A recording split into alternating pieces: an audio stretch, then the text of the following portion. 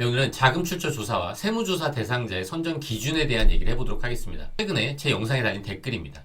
5천만 원 이상 빌렸을 경우 무조건 자금 출처 계좌 조회가 되나요? 제가 알기로는 자산 10억 이상, 금융소득이자 2천만 원 이상 시 그 대상이 된다고 알고 있습니다. 그리고 40세 이상 세대주일 경우 부동산 3억, 기타 1억 원 이상만 아니면 해당되지 않는다고 책에서 본 것 같습니다. 세 가지 꼭지로 나눠서 각각의 오해들에 대해서 살펴보도록 하겠습니다. 5천만 원 이상 빌렸을 경우 무조건 자금 출처 계좌 조회가 되나요? 이거는 자금 출처 조사와 계좌를 조회하는 이 두 행위를 혼동해서 이렇게 물어보신 것 같아요. 자금 출처 조사와 계좌 조회는 다르죠. 자금 출처 조사를 하는 과정에서 계좌 조회를 요청하는 경우가 있는 겁니다. 아무리 국세청이라고 하더라도 제 계좌를 마음대로 볼 수 없죠. 왜냐하면 금융실명 및 비밀 보장에 관한 법률 때문에 그런 거예요. 국세청이라고 하더라도 직접 계좌를 볼 수가 없습니다. 이 계좌를 금융기관에 요청해야 돼요. 대부분 특정 계좌로 요청합니다.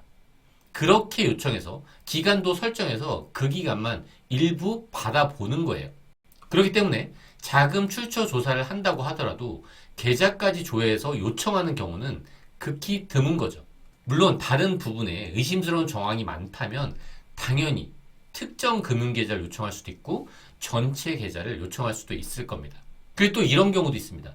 국세청은 가만히 있는데 외부 기관에서 국세청에 조사를 의뢰하는 경우가 있죠. 물론 부동산 거래정보 분석원에서도 조사를 의뢰하고 있지만 어디가 또 있죠? 이 FIU도 있습니다. 금융기관들은 혐의 거래나 고액 현금 거래에 대해서 FIU에 보고를 합니다. 그런 정보를 바탕으로 다 가는 게 아니에요. 분석해서 이상 거래를 국세청한테 통보하는 경우가 있죠. 이러면 당연히 국세청도 그 부분에 대해서는 조사를 할 겁니다. 이렇게 자금 출처 조사와 계좌 조회는 다르다는 거죠. 자금 출처 조사 대상자는 많지만 계좌까지 조회되는 분은 많지 않다는 거죠.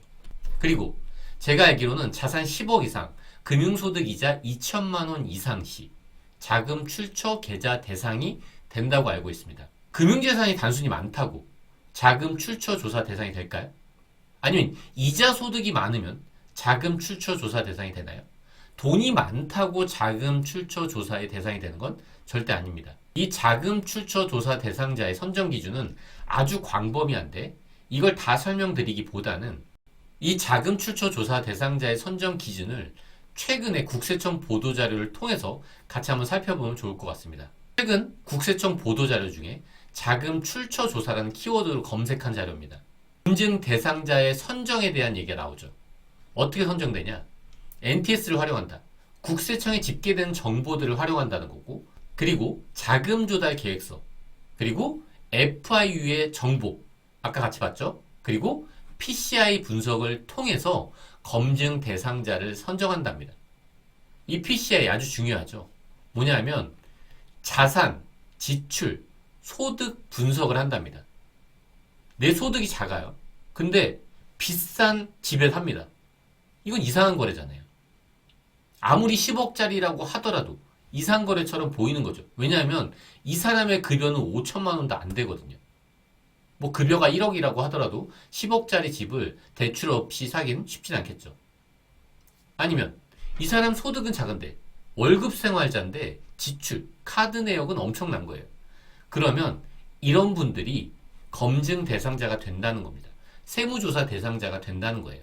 당연히 이자 소득 파악 가능하죠. 금융기관에서 우리한테 이자를 줄 때는 국세청에 누구한테 이자를 얼마 줬는지를 보고하거든요. 뭐 보고라기보단 신고를 합니다. 소득 신고를. 그걸 원천이라고 하죠. 그렇기 때문에 국세청 입장에서는 누가 이자 소득이 얼마 발생했는지는 쉽게 파악 가능하겠죠. 그런데 지금은 최근에 국세청의 보도자를 보더라도 이렇게 금융재산이 많은 것보다는 부동산에 조금 더 포커스가 맞춰져 있는 것 같아요. 방금 보도자료에서 스치듯 지나갔죠. 이 자금 조달 계획서라는 키워드. 이게 지금 당장 문제되지 않으니까 많은 분들의 관심이 적어졌는데요. 나중에 증여세를 과세하기 아주 좋은 참고 자료가 될 거로 보입니다. 국세청에서. 기존에 증여세가 언제 과세됐나요? 상속할 때 증여세가 과세됐죠. 그 증여세를 과세되는 시점의 이벤트가 뭐였죠? 자녀들의 주택 취득이었습니다. 자녀들이 이사할 때 대출의 감소, 이런 것들이 증여세의 포커스가 됐죠. 상속세 조사를 하는 과정에서 다 보이니까. 상속세 조사 때는 계좌를 쉽게 조회할 수 있습니다. 전체 계좌에 대해서. 그렇기 때문에 자금 출처 조사보다는 상속세 때 계좌 조회가 더 많이 일어난다고 생각하시면 돼요. 그렇기 때문에 이 자금 조달 계획서는 지금 당장 문제가 되지 않지만 분명히 주의해야 될 요소들이 많이 있다는 거죠. 부동산 거래정보 분석원에서 지금 1차적으로 보잖아요. 이쪽에서 볼 수 있는 수준은 저희 일반인과 거의 다르지 않아요. 그리고 그렇게 바보같이 계획서를 작성하는 사람이 많지 않을 거잖아요. 이렇게 금융재산이나 이자 소득이 단순히 많다는 게 자금 출처 조사 대상이 된다는 그 기준은 아니라는 거죠. 그리고 40세 이상 세대주일 경우 부동산 3억, 기타 1억 이상만 아니면 해당되지 않는다고 책에서 본 것 같다고 적어주셨는데, 이 부분은 제가 예전에 냈던 책의 일부입니다. 상속세 및 증여세 사무처리 규정. 어떤 사무처리 규정이죠? 국세청 공무원들이 따르는 사무처리 규정입니다. 제가 예전에 냈던 책의 일부 자료를 그냥 캡처해 온 겁니다. 국세청 직원분들이 따르는 사무처리 규정에 증여 추정 배제라는 기준이 있죠. 표까지 나와 있습니다. 이렇게 아주 친절하죠. 40세 이상 3억, 1억 5천만 원. 이 정도 금액들은 증여 추정을 배제한다는 거죠. 그게 국세청 사무처리 규정에 나와 있는 거예요. 근데 이 부분도 책에 있는 내용인데 40세 이상인 경우 주택 3억 원이라고 돼 있죠. 이 주택 3억은요. 취득가액 3억입니다. 10억짜리 집을 사면서 3억이 투입됐다. 2억 9천이 투입됐다. 이게 아니에요. 3억짜리 집인 거예요. 2억 9천짜리 집이어야지 저 규정에 해당된다는 점입니다. 그리고 포르쉐를 사면 1억이 넘잖아요. 그것도 안 된다는 거죠. 내 대출이 갑자기 6천만 원이 없어졌습니다. 그것도 이 규정에 해당되지 않습니다. 그럼 저 규정을 살짝 피해가면 되지 않을까? 이렇게 생각하시는 분들이 있는데, 그 규정 밑에 뭐가 있냐면 아까 그 규정 바로 밑에 있는 그 사무처리 규정 바로 밑에 있는 조항이에요. 1항하고 관계없이 사실 확인이 되면 증여세는 과세됩니다. 제가 말씀드리면 믿지 않을 수 있으니까 국세청의 인터넷 상담 사례를 가져와 봤습니다. 30세 이상 맞벌인데 공동명의로 4억짜리를 산대요. 조사 대상이 되나요? 이렇게 물어보신 거예요. 국세청에서 어떤 식으로 답변했을까요? 그거는 증여 추정을 배제하는 기준이지 자금 출처 조사 대상에서 제외되는 기준이 아니라는 거예요. 증여 추정이 배제되는 거랑 자금 출처 조사 대상이 되는 거랑은 다르다는 거죠.